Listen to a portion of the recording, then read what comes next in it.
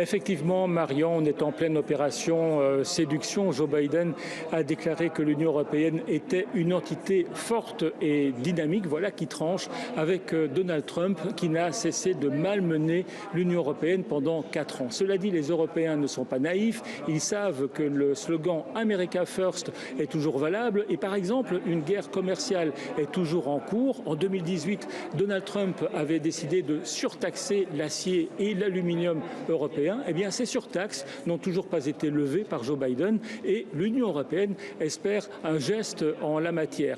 Lors de ce sommet, on parlera également de la lutte contre le réchauffement climatique et de la lutte contre la pandémie. Et puis, les Européens attendent une coopération nouvelle en matière des droits de l'homme. L'idée serait de se coordonner, notamment pour prendre des sanctions contre un État ou contre un individu. Écoutez ce qu'en dit Maria Arena, qui préside ici au Parlement européen la Commission des droits de l'homme. Avec la nouvelle administration Biden, on peut enfin parler droits de l'homme, ce qui n'était pas possible avec l'administration Trump, parce que ce n'était pas à l'agenda de l'administration Trump. Ici, nous avons déjà lancé le travail entre la Commission droit et la Commission Helsinki avec le Congrès américain pour traiter de sujets très spécifiques sur la question des droits de l'homme. Comme par exemple, nous avons aujourd'hui un nouveau régime de sanctions européen sur les infractions des violations des droits de l'homme. Les Américains ont aussi un régime de ce type et donc nous allons travailler ensemble. Quels sont les échanges d'informations qu'on peut faire?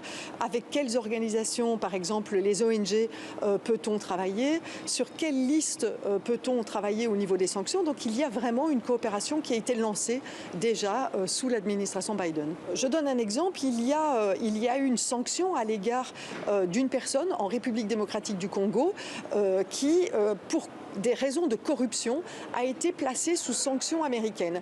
Or, cette personne n'a pas été placée sous sanction européenne.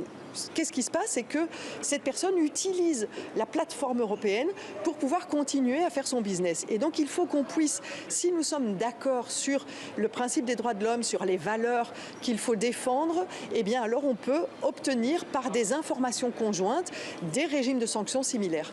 Et à propos des droits de l'homme, vous savez que Joe Biden va s'envoler pour Genève, où il va rencontrer demain Vladimir Poutine. Et le dossier Navalny, cet opposant emprisonné en Russie, sera probablement sur la table.